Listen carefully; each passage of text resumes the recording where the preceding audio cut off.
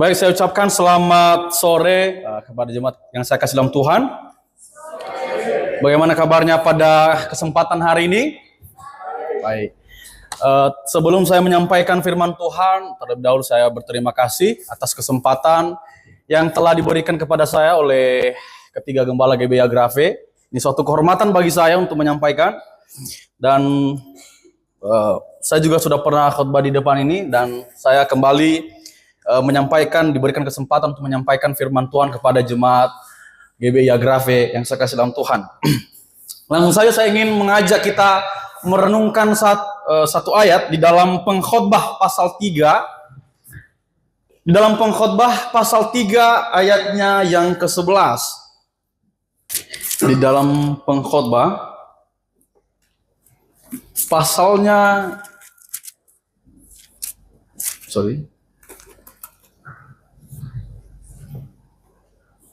Pasal 3 ayat 11. Jikalau sudah ketemu, saya akan bacakan. Pengkhotbah pasal 3 ayat 11. Di situ dikatakan, Ia membuat segala sesuatu indah pada waktunya, bahkan Ia memberikan kekekalan dalam hati mereka. Tetapi manusia tidak dapat menyelami pekerjaan yang dilakukan Allah dari awal sampai akhir. Kita bersatu dalam doa. Bapa di surga, terima kasih Tuhan atas kesempatan yang Kau berikan kepada kami pada kesempatan sore hari ini.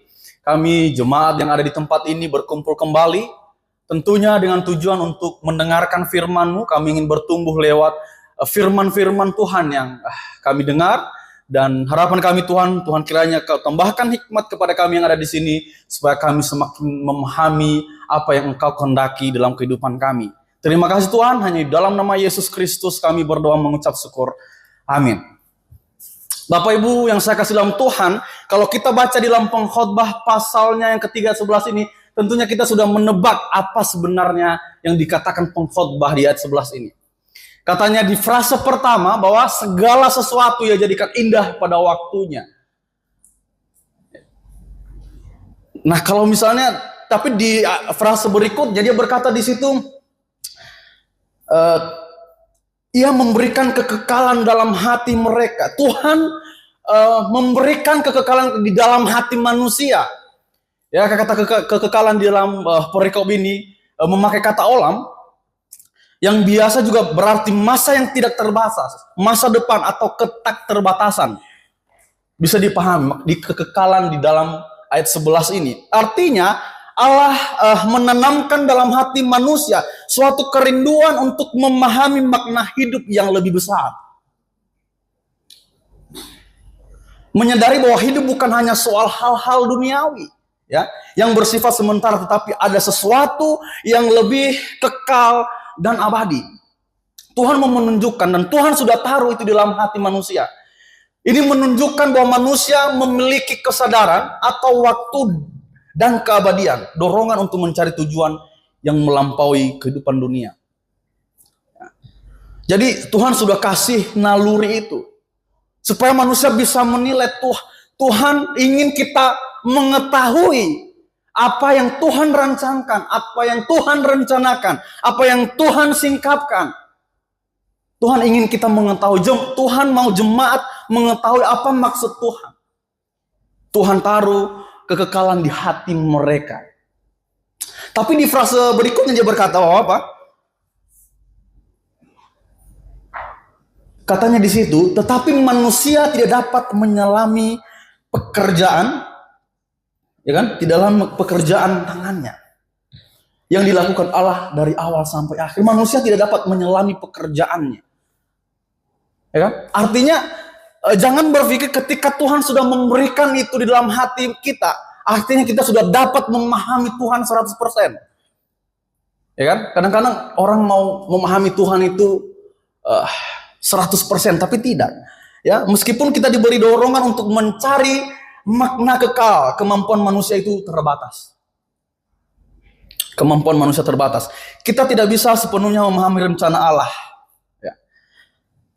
Tapi kita bisa tahu kalau Dia sudah singkapkan. Makanya kadang-kadang manusia itu kadang-kadang apa ya? Saya menginginkan ini Tuhan pada waktu ini. Tapi Tuhan tidak jawab. Kan kadang begitu. Kadang manusia kesal. Tuhan, saya maunya begini, tapi tidak ada jawaban. Makanya saya ingin mengangkat tema kita pada sore hari ini, yaitu waktu Tuhan selalu sempurna. Jadi tema yang akan kita bahas pada sore hari ini, yaitu waktu Tuhan selalu sempurna. Jadi saudara yang saya kasih dalam Tuhan, yang membuat segala sesuatu indah pada waktunya. Saudara yang saya kasih dalam Tuhan, hari ini kita melihat bahwa Tuhan kadang-kadang tidak menjawab kita. Ya. Kita sudah setia, ya kan? Tapi Tuhan tidak bukakan pintu. Kita ingin dipulihkan, kita ingin diberkati, ya. Tapi seolah-olah kita lihat kok Tuhan itu diam gitu. Dia tidak mau menjawab apa yang saya inginkan. Ya kan? Seolah-olah tuh kayak Tuhan tidak peduli sama saya, misalnya. Nah, itulah kenapa dia berkata bahwa tapi manusia tidak dapat menyelami pekerjaan Tuhan. Kenapa bisa begitu? Kenapa manusia dapat berpikir seperti itu? Poin pertama yaitu karena waktu Tuhan bukanlah waktu manusia. Karena waktu Tuhan bukanlah waktu manusia. Kalau kita buka di dalam Yesaya 55. Coba. Yesaya pasalnya yang ke-55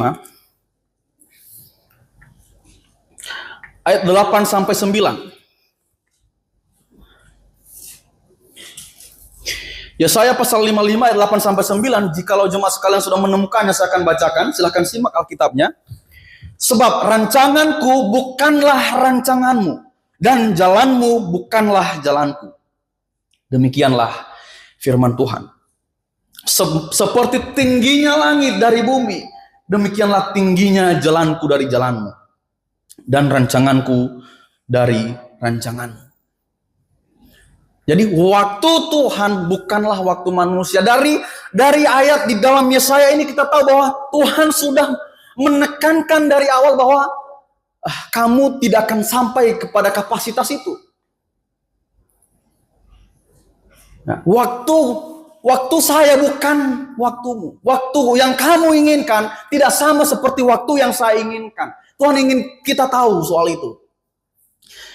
Makanya sebab rancanganku bukanlah rancanganmu, dan jalanmu bukanlah jalanku.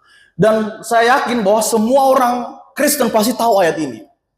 Tapi kadang-kadang mereka tahu ayat ini, tapi tetap saja menyalahkan Tuhan. Mereka tahu bahwa sebenarnya waktu Tuhan jauh lebih baik daripada waktu yang dia inginkan, tapi tetap saja dia akan menyalahkan Tuhan. Kalau Tuhan tidak jawab pada waktu yang ia tetapkan dalam hatinya. Itu ego manusia. Harusnya ayat ini menyadarkan. Jadi rancanganku bukan rancanganmu. Jadi artinya Tuhan itu sudah melihat seluruh kehidupan kita. Namun kita manusia melihat kehidupan kita itu seperti potongan puzzle yang tidak lengkap. Kita tidak tahu pasti arah hidup kita. Tapi Tuhan sudah tahu sepenuhnya kehidupan kita. Itu bedanya kita dengan Tuhan. Ya. Jadi kita hanya melihat sebagian kecil kehidupan kita. Makanya Tuhan tahu itu kapan kita siap dalam berbagai hal yang kita inginkan. Tuhan tahu. Ya. Karena Tuhan selalu bekerja tepat pada waktunya. Karena waktu Tuhan bukanlah waktu manusia. Jadi kalau kita berbicara tentang konsep waktu Tuhan bukanlah waktu manusia, ini sebenarnya merupakan tema penting, ya, tema penting dalam Alkitab menyoroti perbedaan mendasar antara perspektif ilahi dan manusia mengenai waktu. Ya kan, kadang-kadang manusia tidak harusnya kan sama aja gitu kan, kita hidup di dalam waktu yang sama. Kadang-kadang orang berpikir seperti itu, tapi kita harus melihat bahwa ada perbedaan perspektif waktu antara manusia dan Allah. Kalau manusia, waktu bagi manusia itu bersifat linear, diukur dalam detik, menit, jam, hari, ataupun tahun. Jadi manusia memiliki batasan waktu. Ya kan? Makanya manusia itu kadang-kadang, kayak misalnya setahun yang lalu, seolah-olah itu sudah kayak kemarin gitu. Ya kan? Waktu tahun lalu kita mengadakan food graphic, ada lomba segala macam, tiba-tiba ada lomba lagi, kayak sementara banget gitu. Ya kan? Jadi manusia itu bisa melihat karena sudah ada kayak terletak pada satu garis lurus gitu. Waktu manusia.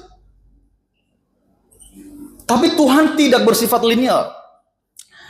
Tuhan melihat masa lalu, sekarang, dan masa depan itu secara bersamaan. Ya kan? Kadang kita melihat waktu kita kok terlalu lama, tapi sebenarnya di mata Tuhan sama saja. Itu perbedaan perspektif waktu.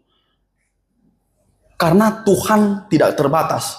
Tuhan tidak dikekang dalam waktu. Karena Dia yang menciptakan waktu. Makanya Dia tidak dibatasi waktu. Ya kan? Kalau Tuhan sudah berjanji kepada kita akan memberkati kita, memberikan apa yang kita inginkan. Kalau tidak dijawab pada saat itu bukan berarti Tuhan tidak menggenapi janjinya di dalam hidup saudara. Ya. Kadang-kadang kita tidak boleh menyalahkan Tuhan. Ya. Banyak janji Tuhan dalam Alkitab yang dipenuhi setelah waktu yang lama. Misalnya, janji tentang Mesias yang dinantikan selama ribuan tahun oleh bangsa Israel. Ya kan? Ditunggu-tunggu terus. Tapi bangsa Israel berkata, kapan Mesias datang? Ya. Tapi Tuhan pasti menggenapi janjinya, walaupun itu lama menurut perspektif manusia. Tapi Tuhan pasti menggenapi itu pada waktunya Tuhan, pada waktu yang tepat. Kan begitu. Jadi manusia itu tidak bisa sama dengan waktu Tuhan. Bangsa Israel menunggu kapan Mesias datang. Mesias pun sudah datang, masih ditunggu sampai sekarang. Jadi sebenarnya bukan Tuhan yang salah, tapi cara berpikir manusia. Tuhan pasti akan menjawabnya. Jadi kalau Tuhan sudah menjanjikan sesuatu kepada saudara, mungkin Anda baca lewat firman Tuhan, tapi seolah-olah tidak terjawab karena Anda sudah menetapkan waktunya, tapi tidak dikabulkan pada waktu Anda menyesal, Anda kecewa, Anda sedih, Anda menyalahkan Tuhan. Sedangkan Tuhan jauh lebih baik waktunya, karena Tuhan tahu yang terbaik buat kita. Ya? Karena di dalam perspektif Tuhan itu, satu hari itu sama dengan 1000 tahun. 1000 tahun yang kita lihat lama itu hanya itu berjalan bersamaan di mata Tuhan. Makanya waktunya selalu tepat dan sempurna. Hanya kita sabar atau tidak. Ya. Jadi memahami bahwa waktu Tuhan bukanlah waktu manusia dapat membantu kita untuk lebih sabar sebenarnya dan percaya pada rencana Tuhan. Ya kan? Itu di situ juga Tuhan uji kesabaran kita. Jadi dengan memahami konsep ini kita dapat belajar untuk percaya Tuhan lebih dalam dan hidup dengan penuh harapan. Ya kan? Kita berharap. Kalau kita meminta sesuatu kepada Tuhan, kita berharap. Ya kan? Kita terus berdoa. Supaya apa? Supaya Tuhan jawab. Ya kan? Kalau kita berdoa terus, berharap, tapi kita sudah tahu pasti akan diberikan besok misalnya, ya nggak perlu doa gitu. Nggak perlu berharap, kan sudah pasti akan diberikan besok misalnya. Tapi ketika kita berdoa, itu adalah satu bentuk pengharapan kita bahwa Tuhan, jawablah doa saya. Ya kan? Berikan apa yang saya minta, tapi berikanlah sesuai dengan kehendak-Mu. Kan itu jauh lebih baik.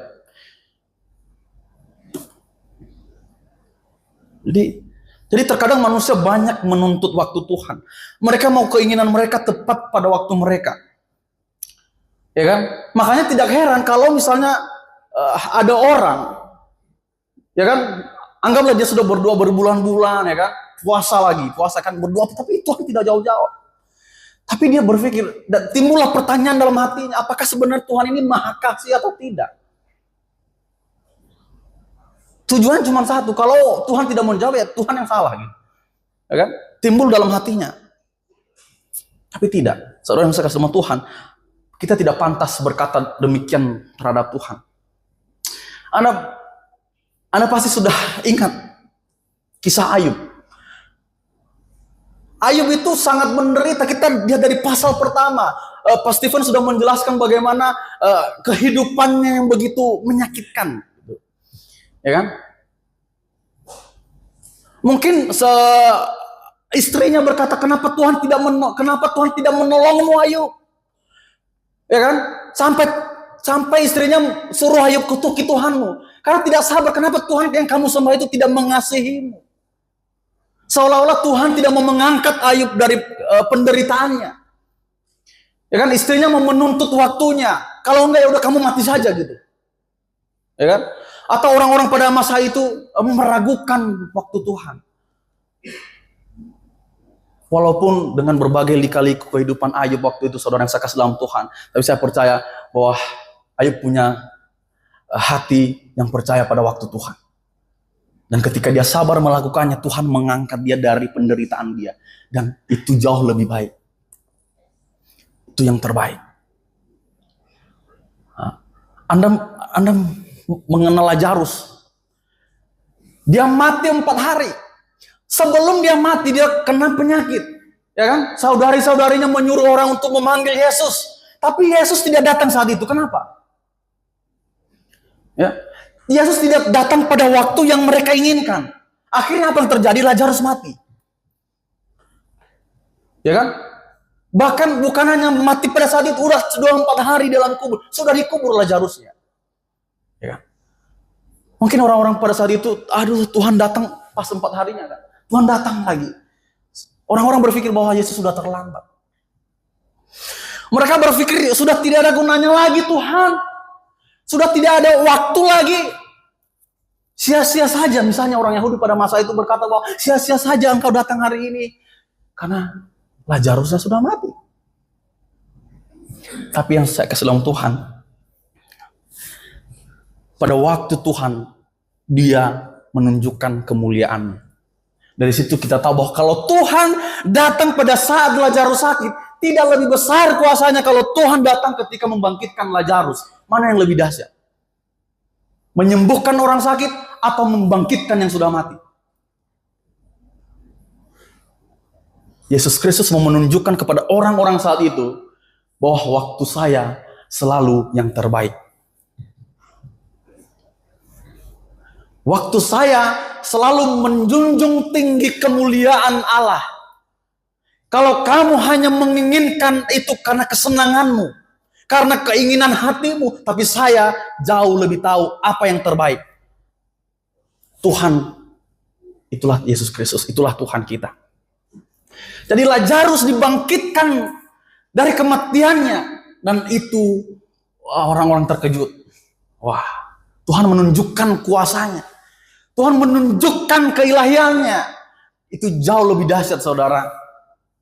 Jadi, waktu Tuhan itu tidak buru-buru. Ya. Tuhan tidak buru-buru. Tuhan tidak memuaskan ego kita. Tapi dia tunggu waktu. Sambil menguji kamu bisa bersabar atau tidak. Apakah kamu 100% percaya dengan Tuhan atau tidak? Disitulah dia tunjukkan kuasanya. Disitulah dia akan memberikan kamu kepuasan rohani. Inilah yang kamu tunggu-tunggu. Nama Tuhan dimuliakan. Ya kan? Dan sampai sekarang saudara yang saya kasih dalam Tuhan, tidak ada satupun orang di dunia ini yang mampu membangkitkan orang mati. Tidak ada. Kalau orang sakit banyak, kan dokter di rumah sakit bisa menyembuhkan orang sakit. Apa dahsyatnya? Ya kan? Apa dahsyatnya ketika Maria Marta menyuruh orang-orang untuk memanggil Yesus, dia datang menyembuhkan yang sakit? Tidak. Seperti biasa, seperti orang dukun-dukun juga bisa melakukan itu sebelum itu. Ya kan? Para penyihir segala macam bisa melakukan itu, tapi tidak dengan membangkitkan orang mati. Dan Tuhan membangkitkan Lazarus pada waktu yang terbaik, sambil menyatakan kemuliaan Allah. Jadi Tuhan itu tidak buru-buru, saudara yang saya kasih, waktunya selalu yang terbaik. Ya, kalau kita baca di dalam Kejadian pasal 21 ayat 1 sampai 7 itu kan berbicara tentang Abraham, ya kan? Yang menunggu. Bayangkan saudara yang saya kasih, kita baca, coba baca. Di dalam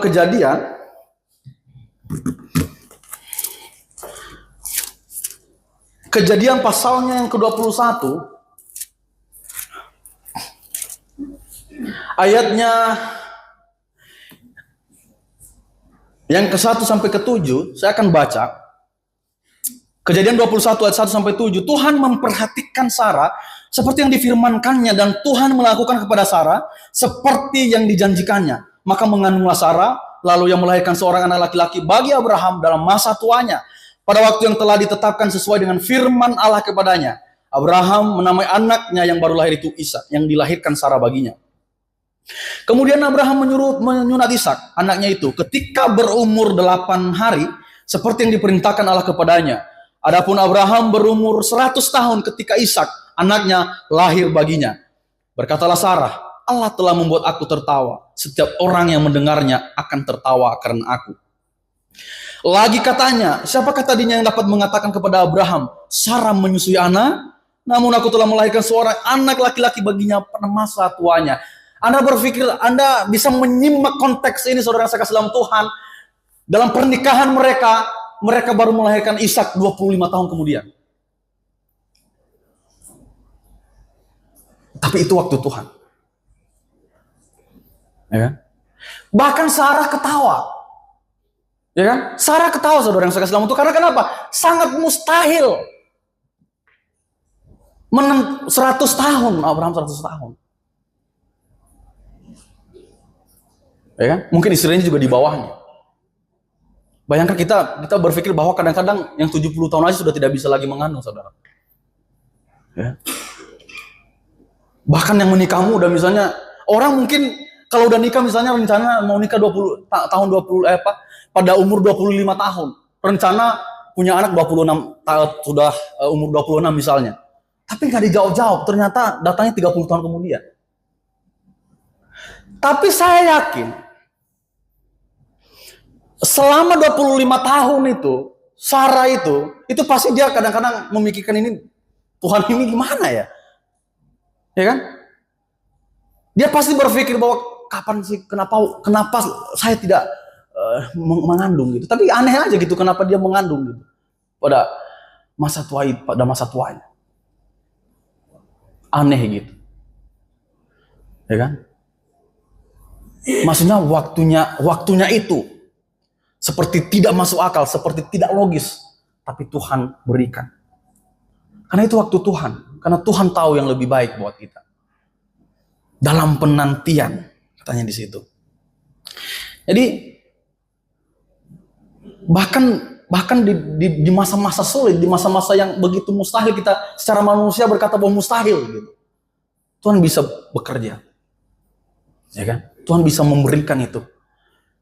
Asal kita percaya. Jadi Tuhan tidak buru-buru. Jadi jika waktunya belum tiba, bukan berarti Tuhan menolak. Mungkin dia sedang menyiapkan kita. Itulah kenapa kita berkata bahwa waktu Tuhan selalu sempurna. Tidak ada kata terlambat bagi Tuhan. Anda tidak perlu meragukan dia. Anda cukup percaya kepada waktu yang Tuhan akan tepati buat Anda.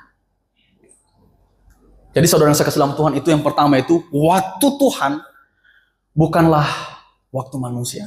Jadi jangan menuntut waktu kalian sendiri. Ya kan?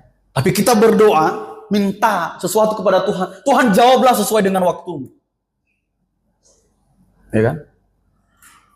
Saya tidak akan memaksa Tuhan. Saya hanya akan berserah kepada Tuhan.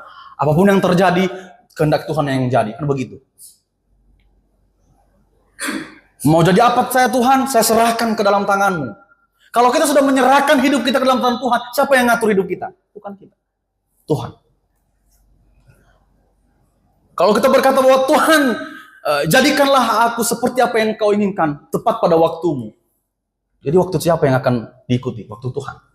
Maka tidak ada kata untuk menyalahkan Tuhan kalau kita belum mendapatkannya saat ini, besok, lusa, ataupun tahun depan. Kalau kita belum mendapatkan itu, kita tidak perlu menyalahkan karena kita berkata bahwa pada waktu Tuhan terjadilah.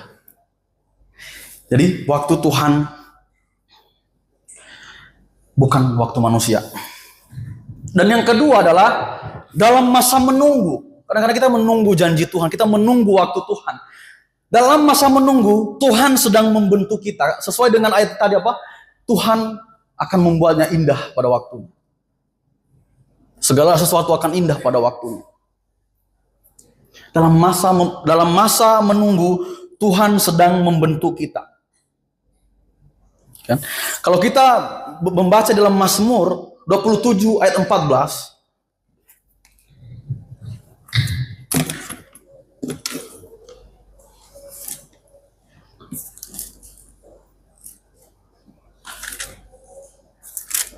Mazmur pasal 27 ayat 14.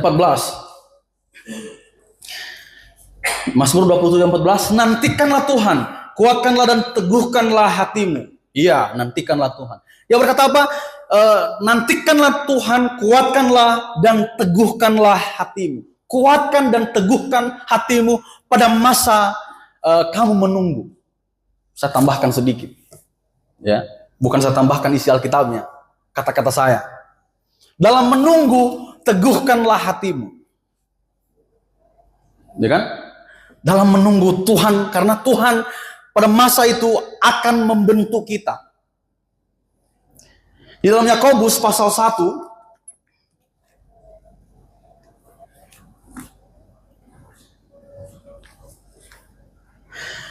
dalam Yakobus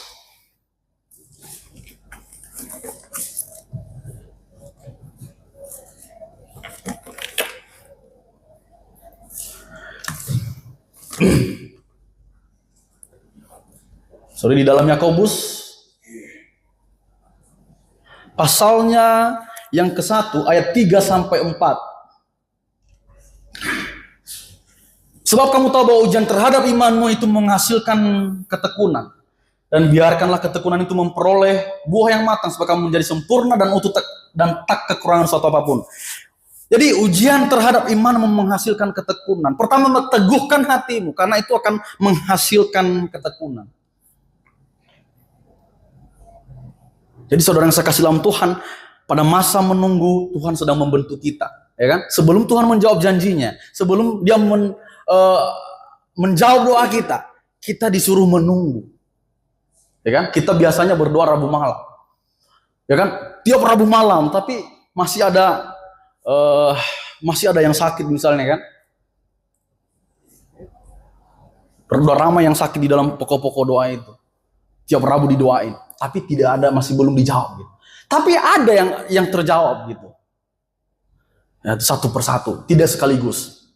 Jadi pada masa menunggu, jadi ujian terhadap iman kita menghasilkan ketekunan. Menunggu bukan hal yang sia-sia. Ya kan? Di masa menunggu itu Tuhan sedang menguji hati kita, dan Tuhan sedang menguatkan iman kita. Dan Tuhan sedang mengoreksi motivasi kita. Ya kan? Tuhan menguji hati. Ya kan? Kamu sayang gak sama Tuhan? Kamu setia tidak sama Tuhan? Kalau masih menunggu, masih tidak kamu doakan hal yang sama? Masih menunggu. Tuhan kapan misalnya? Ya kan? Tuhan mengoreksi motivasi. Apa motivasi kamu meminta itu? Apakah untuk saya dipuaskan, kesenangan saya? Segala sesuatu hal yang memuaskan kedagingan saya. Kalau kita hanya memuaskan kedagingan kita, minta sama Tuhan misalnya, ya kan? Minta sama Tuhan, Tuhan kasih saya helikopter, tapi tidak ada bandaranya, tidak ada tempatnya. Mau parkir di mana? Tuhan tidak akan jawab. Motivasinya apa? Jadi saudara yang saya kasih dalam Tuhan, jadi kadang Tuhan ingin melihat seberapa menantangnya situasi kita. Bagaimana karakter kita akan diuji lewat segala hal yang kita lakukan. Makanya kita menunggu. Ya. Apakah dalam kita menunggu kita berubah? Kadang-kadang memang menunggu itu susah. Kadang kita tidak sabar. Kita orang yang tidak suka menunggu. Ya kan? Apalagi orang-orang yang PDKT misalnya susah menunggu kepastian. Saya tidak mau menunggu kepastian. Saya maunya sekarang. Kadang-kadang begitu. Sudah 2 tahun PDKT, sudah lelah menunggu kepastian.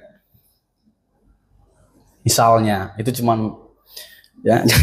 Jadi memang menunggu itu adalah hal yang tidak sangat disukai orang. Tapi untuk Tuhan itu jauh lebih baik. Menunggu janji Tuhan. Kalau untuk manusia biarlah, tapi untuk Tuhan kamu harus menunggu waktu Tuhan. Jadi kadang-kadang kita bertanya, Tuhan kenapa belum juga? Belum dijawab. Apakah engkau mendengar atau apa aku tidak cukup beriman? Ya kan? Makanya kan banyak gereja ya berdoa terus kayak puasa kan, misalnya 40 hari misalnya berdoa terus ya kan, demo sama Tuhan harus dijawab begitu ya kan, tidak dijawab. Jadi kenapa doa kamu tidak dijawab, kamu kurang beriman, harus beriman lagi ya kan, tambah 40 hari lagi dan 80 hari kan. Semua itu keinginan manusia membentuk suatu kebenaran yang tidak sesuai kebenaran Tuhan. Ya kan? Jadi kalau kita melihat, jadi banyak orang berpikir bahwa menunggu itu pasif, hanya duduk dan berharap. Padahal dalam pandangan Allah menunggu adalah tempat pembentukan, ya kan? Dia mau membentuk kita. Kalau kita lihat Yusuf, ya kan? Yusuf itu kita baca kisah Yusuf ya. Sebelum dia jadi orang kedua di Mesir waktu itu, dia mengalami berbagai macam tantangan. Tidak diakui oleh keluarga, ya kan? Tapi dia masih dia sudah percaya itu, walaupun dia dapat mimpi, tapi dia masih percaya, tidak menunggu kapan Tuhan bertindak dalam hidupnya, ya kan? Yusuf menderita, dibuang, dijual, ya kan? Dia dipenjara, dia diasah pada masa itu, ya kan? Dia difitnah, ya kan? Difitnah oleh istri Potifar, tante Pot, difitnah, ya kan? Tapi dia tetap setia, teguh, karakternya terbentuk. Ya kan? Dia melihat bahwa ini tidak bagus. Saya tetap pada sudut pandang saya terhadap Tuhan. Saya tidak apa-apa menunggu bertahun-tahun. Ya kan? Yusuf dengan keteguhan hatinya, ya kan? Proses lewat proses, ya demi proses, dia mengalami berbagai kesulitan, tapi dia tetap percaya, dia tetap menunggu Tuhan bekerja dalam hidupnya. Dan apa yang terjadi saudara saya kasih dalam Tuhan, ketika dia menunggu plus bersandar kepada Tuhan, ya, terjadi pembentukan dan Tuhan mengangkat hidup Yusuf. Anda bisa baca sendiri kisahnya di dalam Alkitab. Ya kan? Yusuf diangkat oleh Tuhan. Orang kedua tertinggi di Mesir waktu itu. Orang kadang-kadang melihat itu adalah kehebatan Yusuf. Tidak, itu Tuhan berikan kepada Yusuf karena dia sudah setia menunggu janji Tuhan. Itu bukan kehebatan Yusuf. Kalau Anda berhasil dalam hidup bukan kehebatan kamu. Tapi karena kasih Tuhan kepadamu. Karena kamu berhasil menyelesaikan tugasmu.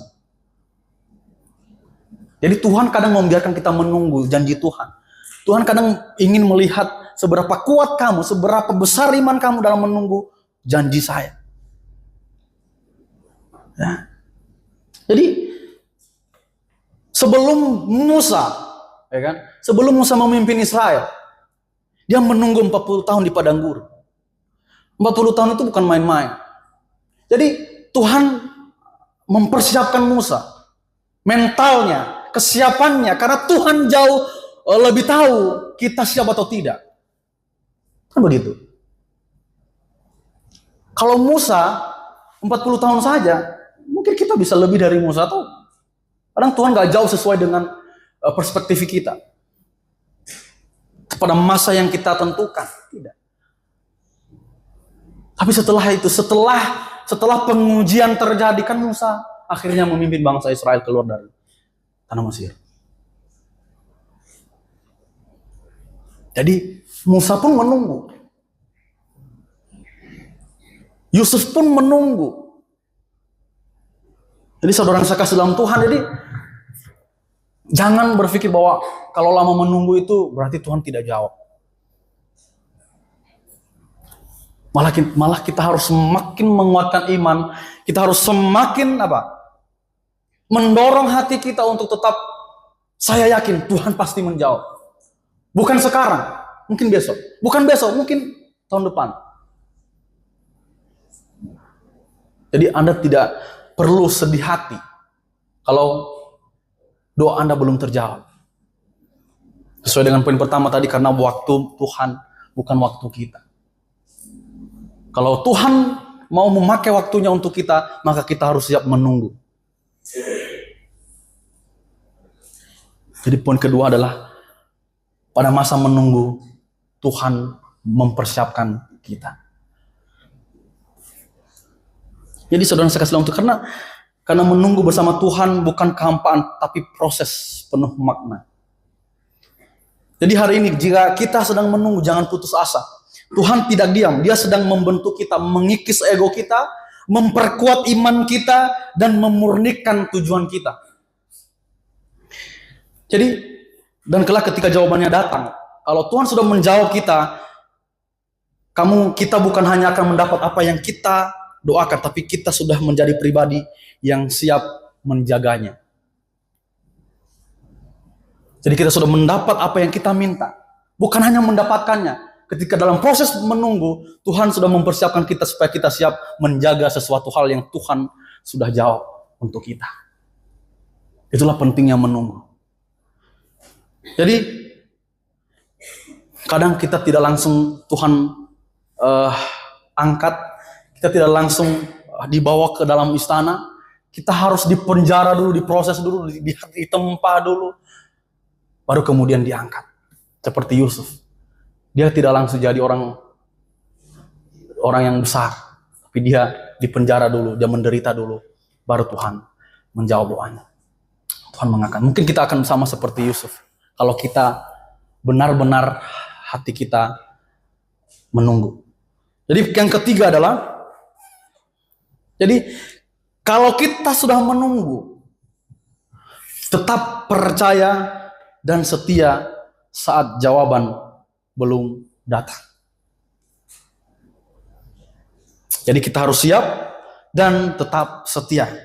Percaya saat jawaban belum datang. Kalaupun saat ini belum datang, kita harus tetap setia dan percaya. Kalau kita baca di dalam Amsal pasal 3, di dalam Amsal pasalnya yang ketiga ayat 5 sampai 6.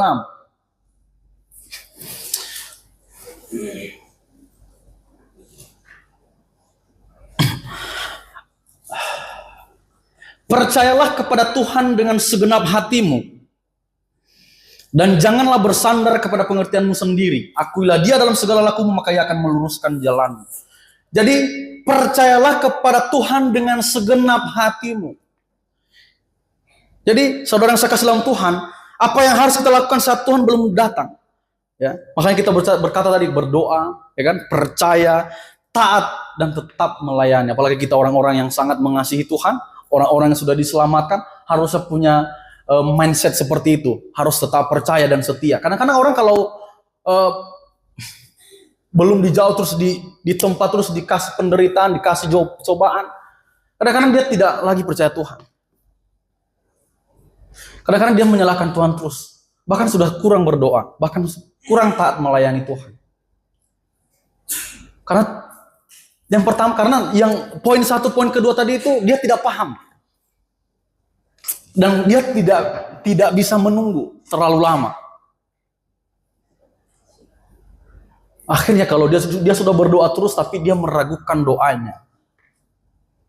Meragukan doanya sendiri kepada Tuhan. Berarti itu tandanya dari percaya, kurang percaya. Kalau kurang percaya itu pasti akan mengikis jadi tidak percaya. Kalau sudah tidak percaya berarti sudah tidak setia. Bagaimana orang bisa setia kalau tidak percaya? Jadi kita harus percaya mau bagaimanapun kondisinya. Mau bagaimanapun. Ya. Tapi kita harus tahu jalurnya Tuhan. Kita harus tahu apa yang Tuhan inginkan. Kita jangan memuaskan pikiran kita. Tapi tetap pada apa? Intinya. Intinya bahwa kita harus tetap berpercaya kepada Tuhan, setia. Jadi saudara yang saya kasih dalam Tuhan. Jadi kalau kita merasa saat ini janji Tuhan belum digenapi dalam kehidupan Anda, keadaan belum berubah, ya kan? Mungkin belum saatnya. Ya, percaya. Di luar sana mungkin banyak sekali orang yang akan menguji iman kita.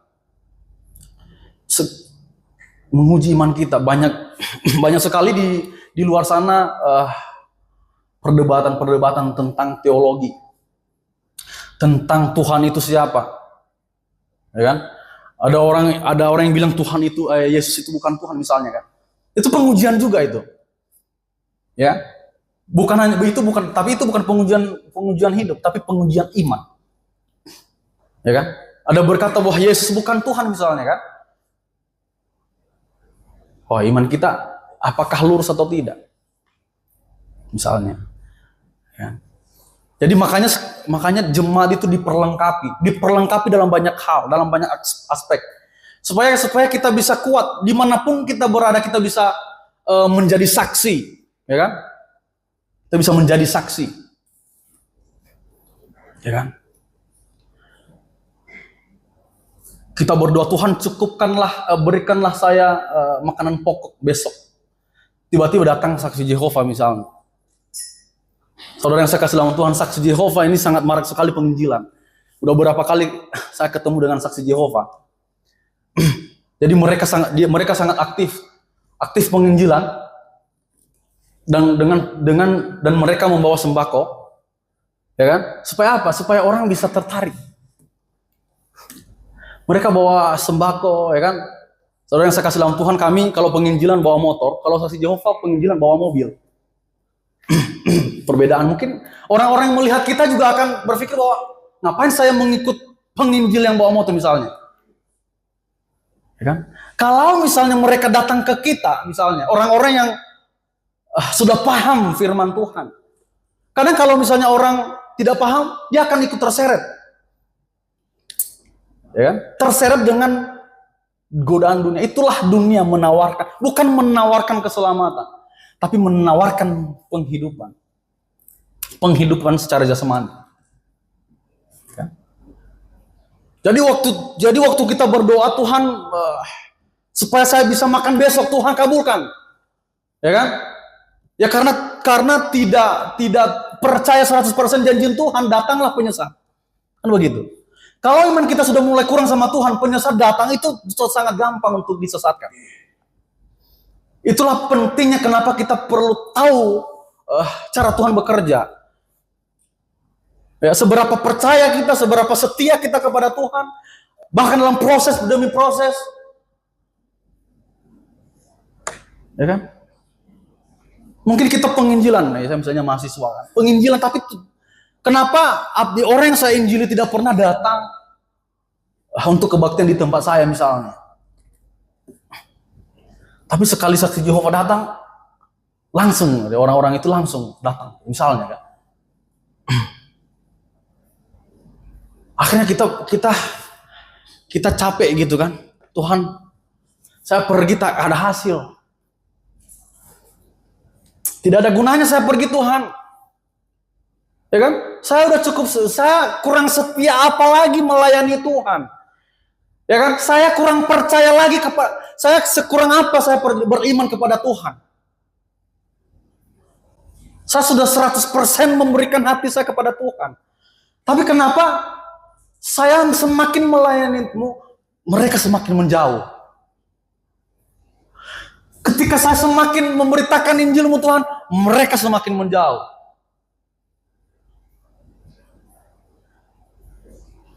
Akhirnya apa? Timbul dalam hati, sepertinya saya salah.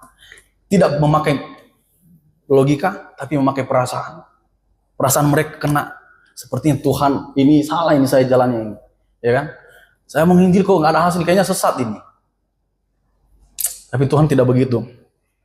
Dia juga dalam proses kita melakukan itu, Tuhan juga mau tahu seberapa percaya dan setia kamu dalam melakukan tugas pelayanan itu.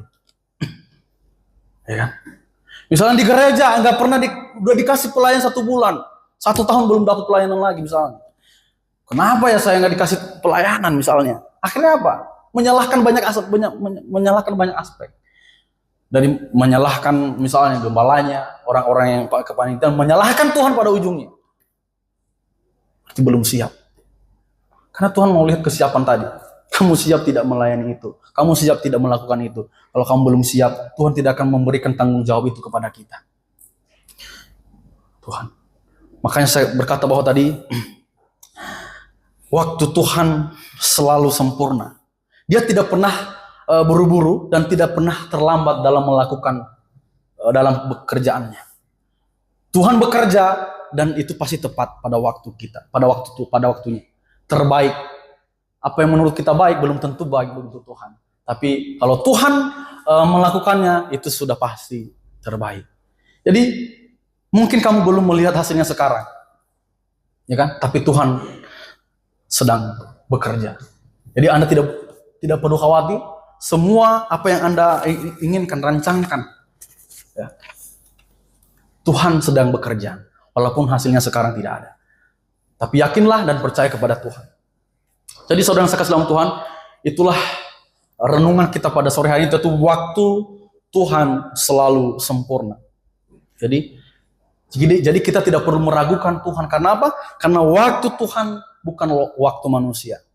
Ketika kita sudah berserah kepada Tuhan, supaya waktu Tuhan yang terjadi dalam kehidupan kita, maka kita harus siap untuk menunggu. Ya, kita harus siap untuk menunggu, supaya kita semakin siap menerima apa yang akan Tuhan berikan dalam kehidupan kita. Ya, dalam proses menunggu, kita juga harus percaya dan setia, walaupun kadang-kadang semuanya belum terjawab pada saat itu. Jadi saudara yang saya kasih dalam Tuhan, saya ingin mengajak supaya kita bisa semakin kuat, semakin beriman teguh kepada Tuhan. Ya, teguhkanlah hatimu, kuatkan imanmu, karena segala sesuatu itu hanya untuk kemurnian iman kita. Kita berdoa. Bapa di surga, terima kasih Tuhan atas firman Tuhan yang sudah kami dengar Tuhan. Tuhan kiranya jemaat yang ada di sini Tuhan bisa bertumbuh lewat firman yang sudah disampaikan. Mereka bisa mengenal Engkau lebih dalam lagi. Dan mereka selalu setia walaupun kadang-kadang mereka berada dalam situasi yang sulit. Dan itu yang kami inginkan Tuhan. Engkau beserta kami selalu. Kami mengucap syukur. Amin.